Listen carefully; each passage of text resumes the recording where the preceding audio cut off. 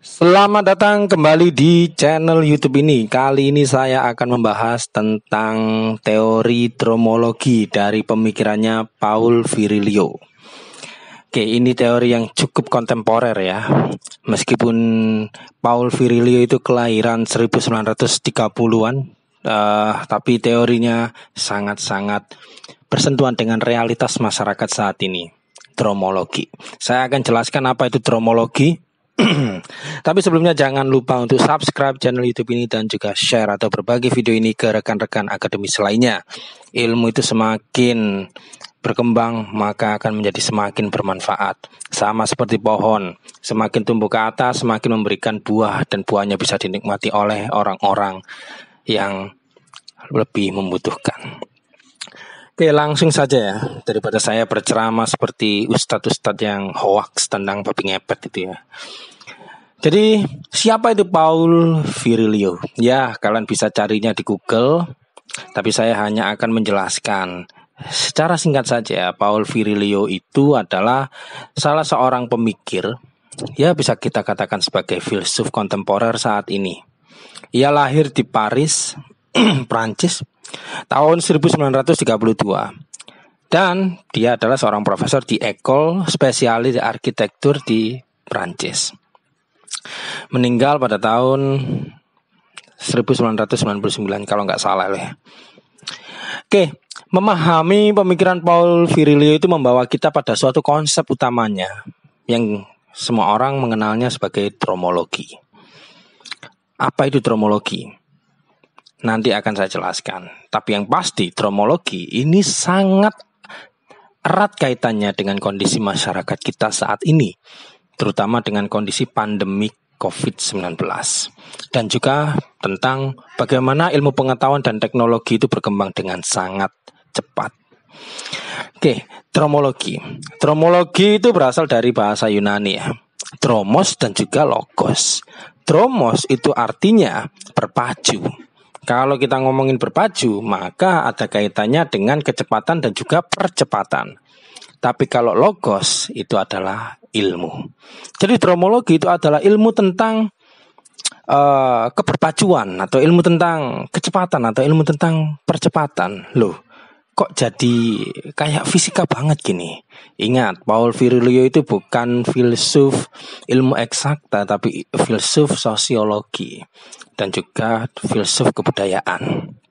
Jadi yang dimaksud kecepatan dan percepatan di sini itu bukan kaitannya dengan fisika, apalagi kaitannya dengan teorinya Pak Newton itu ya, yang kejatuhan apel dan malah menjadi pemikir besar di dunia. Jadi percepatan di sini itu berkaitan dengan percepatan kebudayaan, percepatan perkembangan masyarakat dan peradabannya. Oke, jadi ilmu dromologi, tadi dromologi itu adalah ilmu tentang kecepatan fenomena, keberpacuan fenomena yang ditandai dengan kemajuan teknologi, peradaban, kebudayaan, dan nilai-nilai yang lainnya. Jadi dromologi itu adalah teori yang berkaitan dengan proses kecepatan di bidang komunikasi, transportasi, telekomunikasi, komputerisasi, teknologi lainnya, bahkan kebudayaan dan lain sebagainya. Loh, emang ada kecepatan? Ya tentu saja ada kecepatan dan juga percepatan. Ingat, kecepatan dan percepatan itu beda. Kalau kecepatan itu sifatnya konstan, speed. Tapi kalau percepatan itu akselerasi. Jadi mungkin kalau kecepatan itu ya jarak 1 sampai 50 kilo itu ya kecepatannya 60 kilo konstan. Itu kecepatan. Tapi kalau percepatan itu 1 sampai 20 kilo itu hanya 50 km per jam, kemudian 20 sampai 30 itu 80 km per jam, 30 dan seterusnya itu 80 km per jam dan seterusnya. Jadi ada perubahan kecepatan. Lah, itu nanti ada kaitannya dengan masyarakat kita saat ini. Lah, untuk memahami kasus dromologi ini mungkin sederhananya kita mencocokkan dengan kondisi pandemi COVID-19. Kita ambil contoh yang paling sederhana. Sering kita itu bertanya, COVID-19 itu kayaknya konspirasi ini. Masa tahun lalu, tahun 2019 atau 2020 awal ya, COVID itu ditemukan, tahun berikutnya vaksinnya sudah ketemu. Sementara SARS, Ebola, dan penyakit-penyakit berat lainnya yang vaksinnya itu masih belum ketemu atau belum sempurna. Lah, ini kok cenderung kayak konspirasi sekali ya.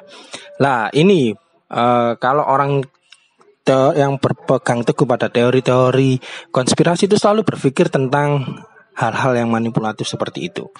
Wah, ada global elite, wah ada yang berkonspirasi untuk merugikan rakyat dan lain sebagainya. Tapi kalau kita memahami teori Paul Virilio, kita akan memahami sesuatu yang paling sederhana, bahwa ilmu pengetahuan atau peradaban lah itu memiliki suatu percepatan.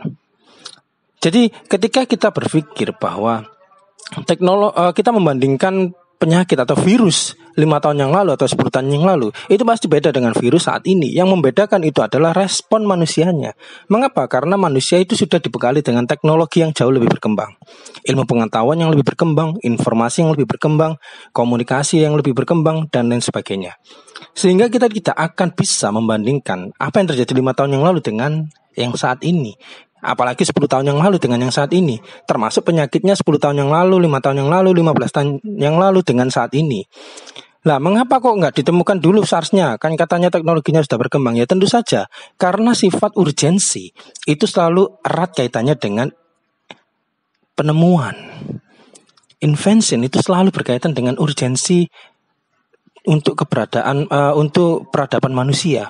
Kalau saat ini itu yang menyerang secara masif itu adalah COVID-19, maka fokus dari ilmu pengetahuan dan teknologi dan berbagai aspek lainnya itu pasti fokusnya pada COVID-19. Sehingga jangan kaget, 1 tahun vaksinnya sudah mulai ditemukan.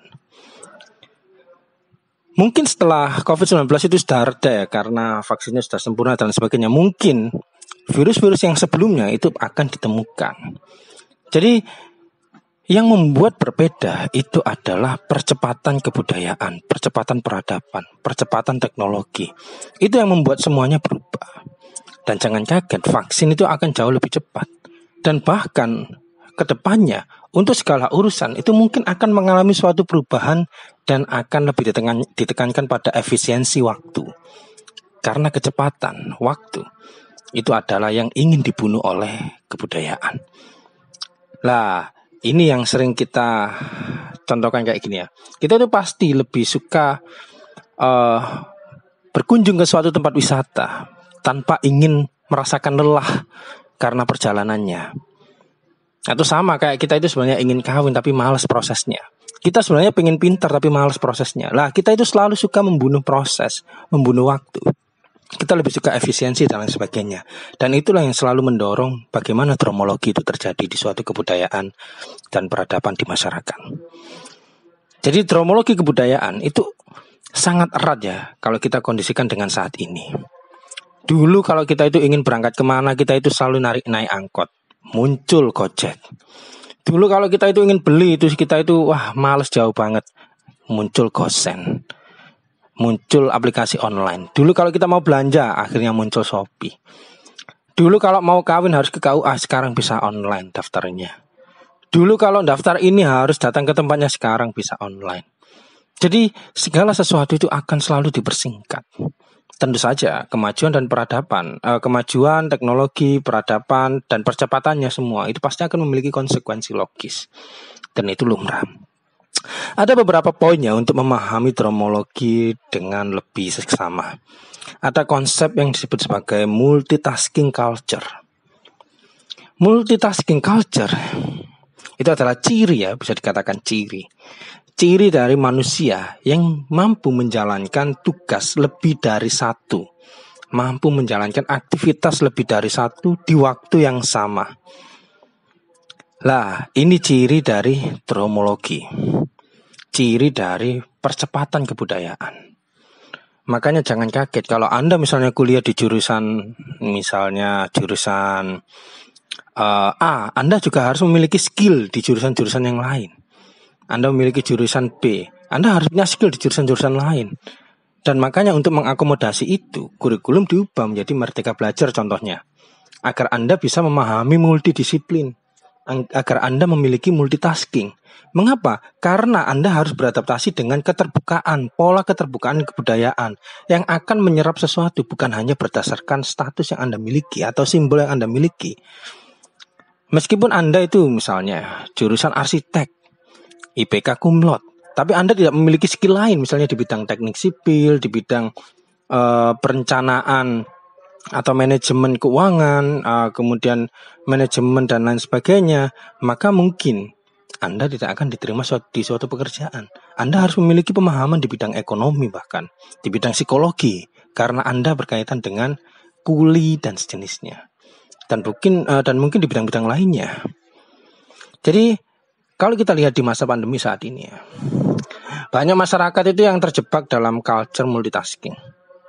Segala kegiatan ya, baik di sekolah, kampus, kantor, itu dialihkan semuanya ke sistem daring. Dan secara tidak langsung manusia itu dituntut untuk bisa menjalankan aplikasi.